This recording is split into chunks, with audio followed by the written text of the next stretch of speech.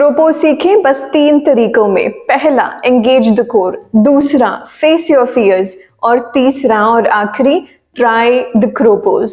Hariom everyone, welcome to the challenge. आज हम crow pose सीखने वाले हैं और वो भी बहुत ही इजीएस्ट और सिंपलेस्ट वे में।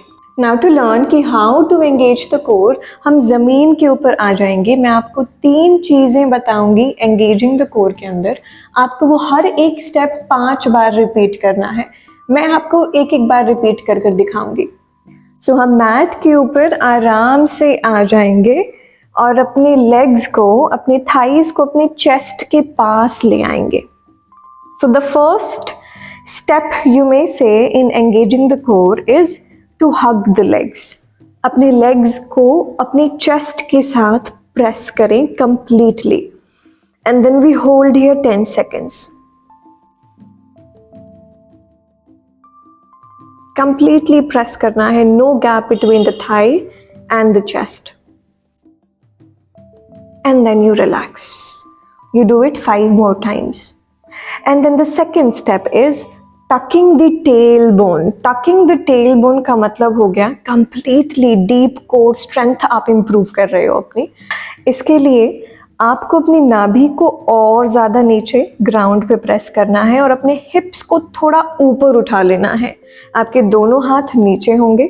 हम होल्ड करेंगे 10 seconds के लिए। आप आगे 5 बारी और रिपीट करेंगे। आपने इनहेल किया and lift the hips up, press the thighs to the chest and press the nabhi down on the ground. नाभि को नीचे प्रेस करें, होल्ड करें एंड देन रिलैक्स। इस तरीके से ऊपर लिफ्ट करना है। We are not lifting entirely कि आपको लोअर बैक भी लिफ्ट करें, नहीं। लोअर बैक ग्राउंड पे होनी चाहिए because we need to push the lower back on the ground. Lower back को यूज करना है ज़्यादा से ज़्यादा पुश करते हुए। Alright, now third step in this is दोनों हाथों को ऊपर की तरफ किया। आप बिल्कुल जैसे क्रो पोज ही कर रहे हो, आप पुश कर रहे हो अपने हाथों को ऊपर की ओर and you are lifting your shoulders up. See, complete shoulder movement upward. Alright, so हमें पुश करना है ऊपर की ओर। आपकी ये जो एल्बोज हैं, एल्बोज के नीचे द ट्राइसेप मसल, यहाँ पर आपकी अपनी नीज को आपको लगाने का ट्राई करना है, पर जहाँ भी लगे आप अपनी नीज को टच करो अपने हाथों के ऊपर। सो हम पुशिंग एक्शन करेंगे और हम वही टक the tailbone, engaging the core, everything, hugging the knees, और हम इसे होल्ड करेंगे 10 seconds के लिए। सो ये रिक्लाइंड क्रो पोजिशन हो गई। आपने इनहेल किया एंड होल्ड किया, एक्सहेल, रिलैक्स। इसी को इंटेंस करने के लिए आप 1 legged क्रो पोजिशन में भी जा सकते हैं जो रिक्लाइंड हो गया। आपने इनहेल किया कंप्लीटली एंड देन एक लेग को आप पूरा पीछे ले जाएं एंड होल्ड करें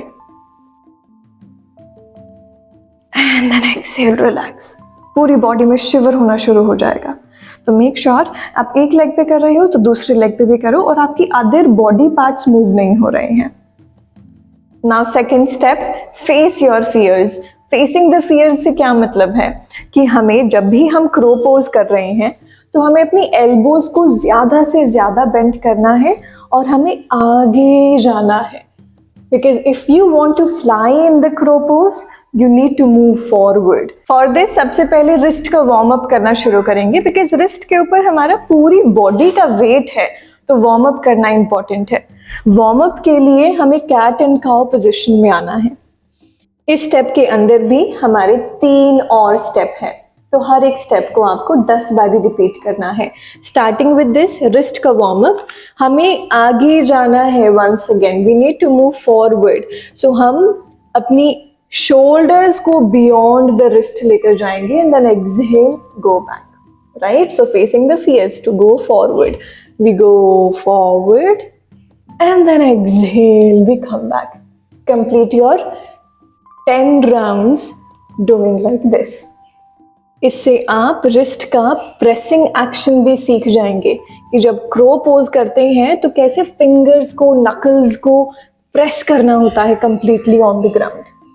सेकेंड स्टेप है कंप्लीटली एंगेज करते हुए कोर को हाई प्लैंक पोजीशन में आना है। एंगेज कैसे करना है, याद करें जब हम जमीन पर थे, so we were doing this pushing action, completely shoulder को पुश करना है on the ground. So once again in high plank position, push the shoulders on the ground. So we do the pushing action and one by one come in a high plank posture. Now from here as well, जो cat and cow में कर रहे थे, move forward and then move back. Move forward, move back. 10 rounds. Move forward, move back. Now the last one, 10 rounds आपको repeat करने हैं. Make sure कि completely engage कर रहे हो कोर से। देन राइट थाई को ले आओ अपनी चेस्ट के पास बिल्कुल, और हो सके तो अपनी ट्राइसेप मसल के पास बिल्कुल। And then exhale, go back completely and then go back. Completely try to touch the elbow and then go back. 10 rounds. Beginner version में you can also do like this. Now when we know how to prep for the आसन, let's try the आसन now. इसमें भी हमारे पास 3 तरीके हैं। सबसे पहला तरीका है जिसमें हम पिलोज और एक ब्लॉक का यूज करेंगे। इसमें आप पिलोज थोड़े से बड़े ले लीजिएगा, क्योंकि ये पिलोज हमें हमारी सेफ्टी के लिए हैं। तो जितने भी बड़े या 4 या 5 आपको बिल्कुल अपने अराउंड पिलोज लगाने हैं, बिल्कुल लगाओ, no need to worry. And उसके बाद आगे प्रोसीड करें। Right now I will suggest कि एक पिलो साइड में, एक पिलो इस साइड और एक पिलो आगे की ओर, और हमारा ब्लॉक होगा इस तरीके से आगे की ओर कंप्लीटली प्लेस्ड। मैं ये पिलो हटा रही हूँ सो दैट आप मुझे देख पाएं कि कैसे करना है।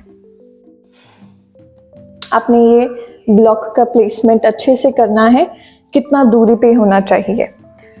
सबसे पहले एंटर कैसे करेंगे, क्रो पोजीशन में।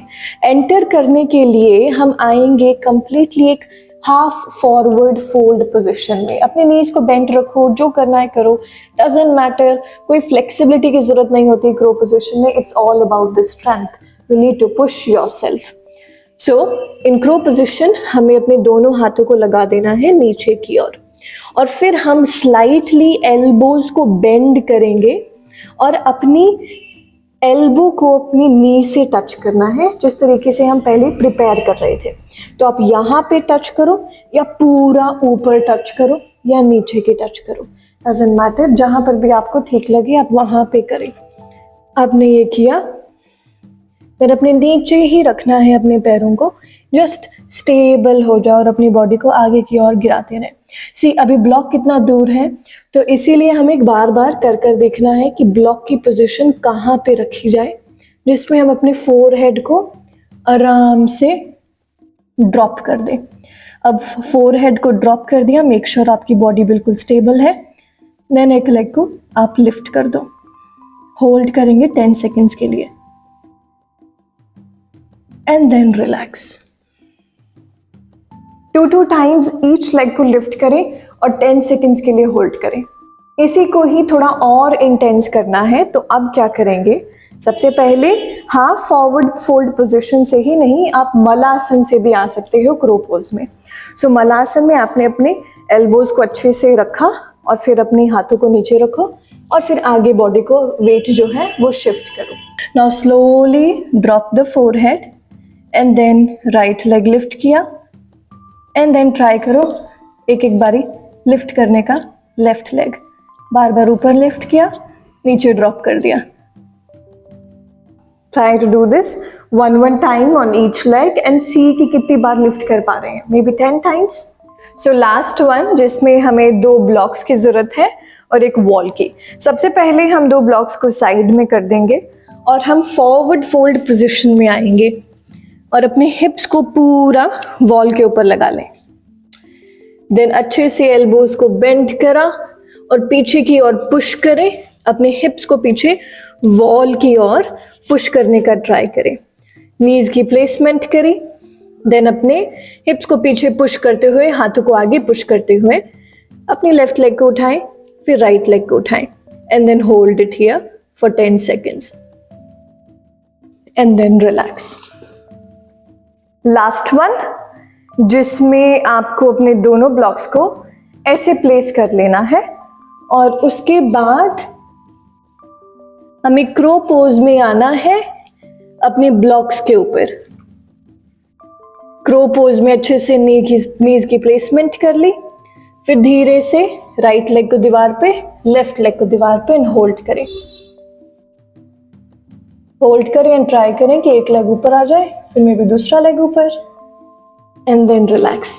ऑलवेज सेफ्टी बहुत इंपॉर्टेंट है, तो पिलोज रखें अपने आसपास। ऑल्सो कभी कभार keep trying the crow pose as well on the ground without any support, क्योंकि कभी कभार चीजें पहले ही हो जाती हैं और हमें इतना पता ही नहीं चलता।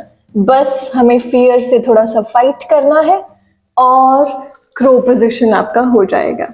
हरिओम।